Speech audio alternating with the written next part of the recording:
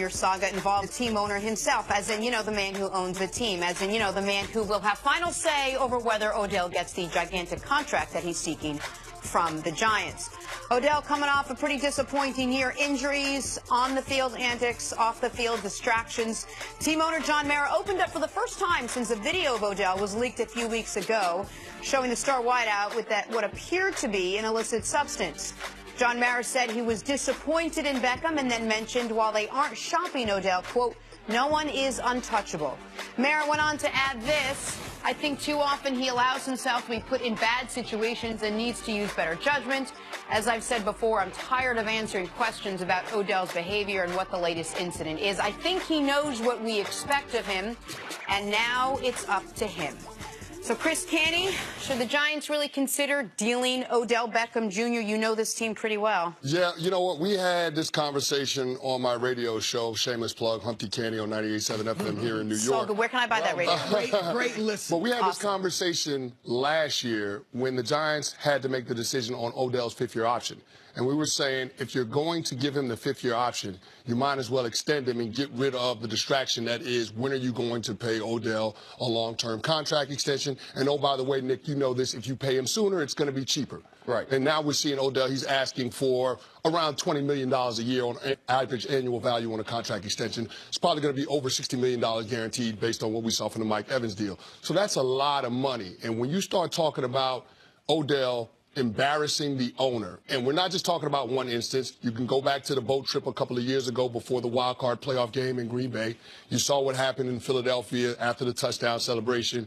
That was a terrible look, and that made headlines on every back page in New York. So when you have this now, the video come out, and he's positioning himself for trying to get a contract extension, coming off of a season-ending injury against the Chargers at home in the fifth game of the season, it puts a lot of pressure on this Giants organization that has publicly taken the position that Odell will be a Giant for life. So when you keep embarrassing the owner, it's going to be hard for you to get your money if you're Odell Beckham, even though you've given historic production in your first few years in the league. Would you consider trading him?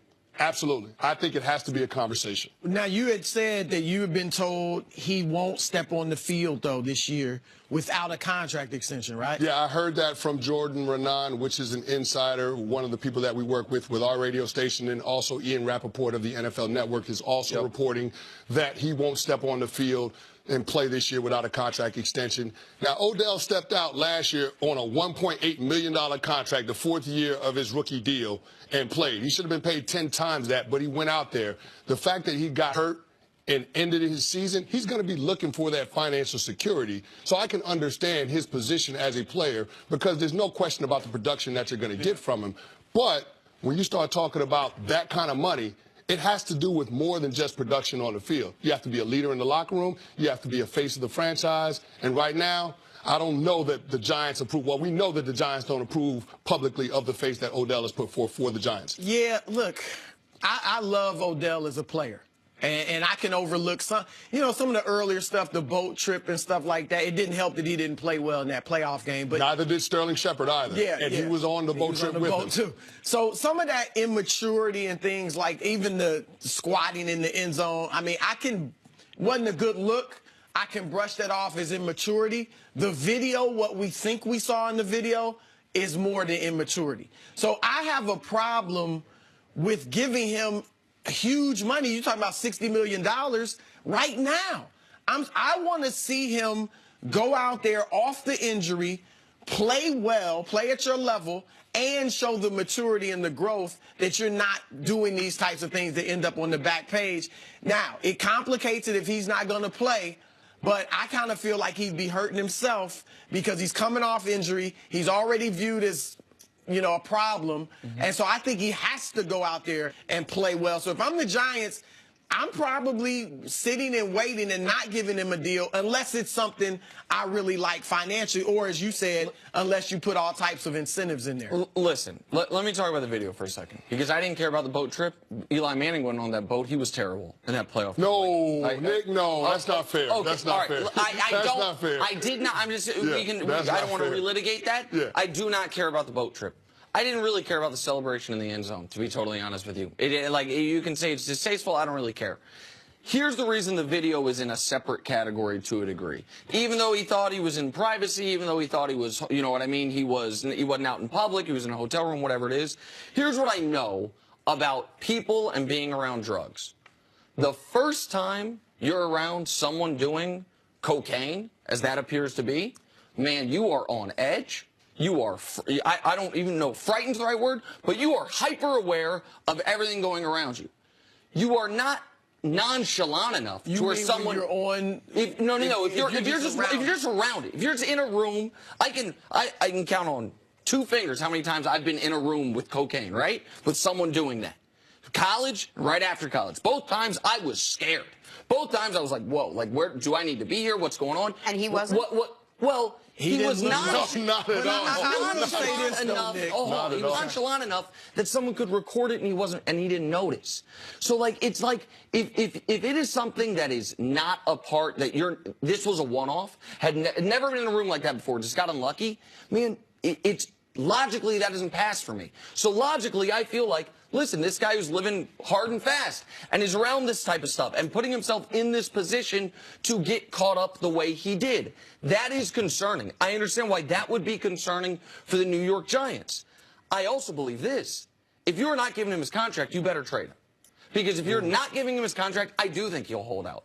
I do think he will become a legitimate problem. And I think, despite all that, he's earned his contract.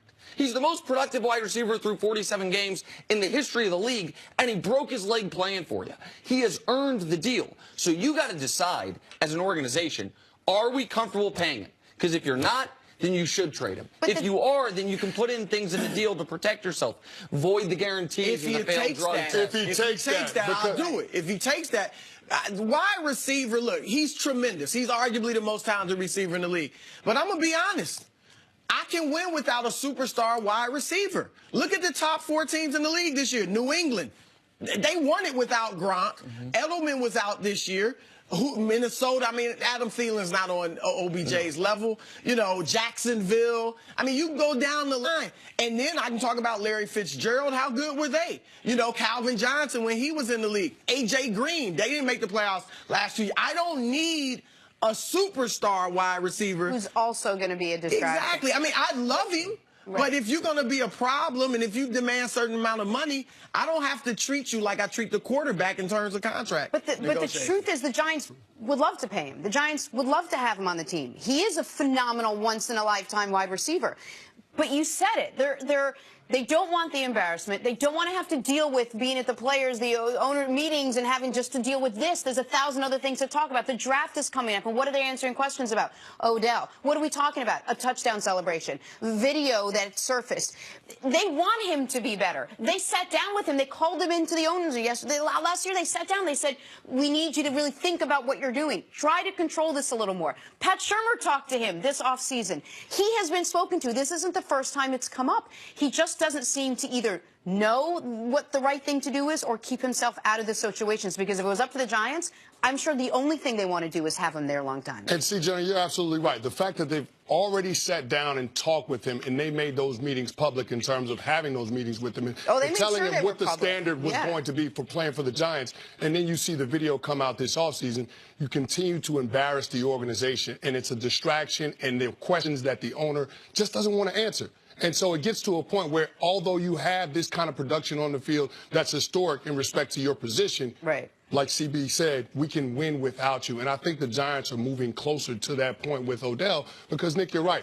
He is the kind of person that's going to hold out, and it's going to be a distraction for your team. And while you're trying to reset the culture of your franchise with a new GM and a new head coach, I don't know that you need this on top of that. So I think the Giants have to make a decision definitively about Odell's future here in New York. Chris, stick around. We're going to see you a bit later in the show. Coming up, though, is LeBron playing his way into the MVP conversation.